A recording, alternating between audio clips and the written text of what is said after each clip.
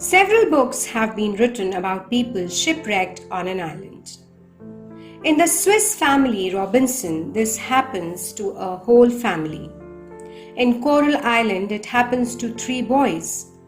But the famous of these books is Robinson Crusoe. This is the story of one man who spent 28 years on an island in the Atlantic Ocean. The book tells how he lived, how he built a house and a boat, and how he was rescued at last after some exciting adventures. This passage describes the shipwreck on the island.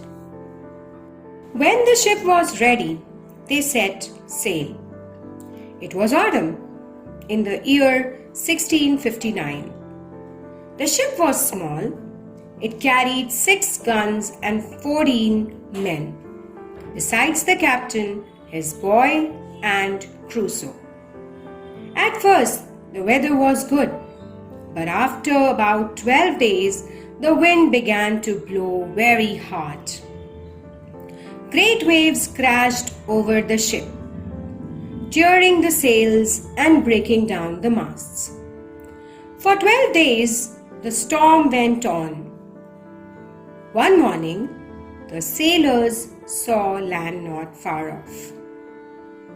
Suddenly, the ship struck a sandbank. The sailors pushed a lifeboat into the sea and began to row towards the land. There were 11 men in the little boat. They pulled hard at the oars, trying to reach the land. But the storm became worse. Heavy waves dashed over the boat. The wind was blowing harder and harder. All at once, a great wave as high as a hill came down on them. The boat overturned, and the sailors were thrown into the angry sea. One of the men was Robinson Crusoe. Down, down into the water he sank.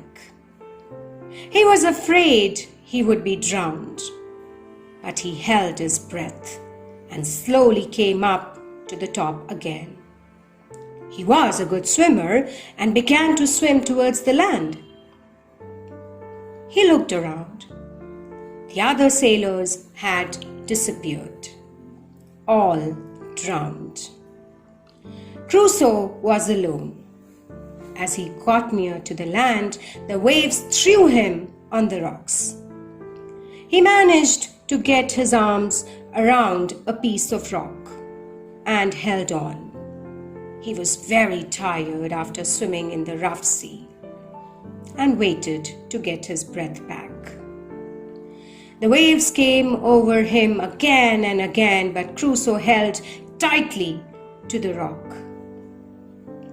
After a little while, he felt stronger.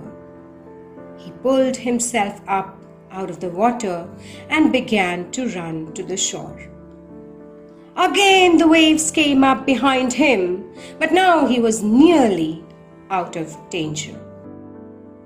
In front of him was a steep cliff, and Crusoe began to climb up. Wild sea birds flew about him.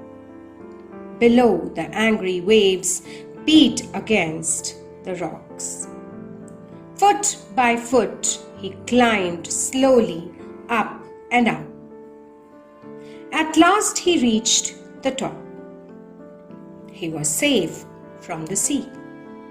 He sank down on the ground, worn out after his long climb. After a short rest, he began to feel thirsty. He walked a little way and found a stream, at which he had a long drink. But he had no food, nothing in his pockets but a small knife, a pipe, and some tobacco. Night was coming on, and it began to grow dark. Crusoe had to find a place to sleep, safe from wild animals. He chose a large tree with spreading branches and climbed up into it. With his knife, he cut a stick to keep off any animals. He put some tobacco in his mouth and chewed it to keep away his hunger. He made himself comfortable among the branches so that he would not fall, and so he fell asleep.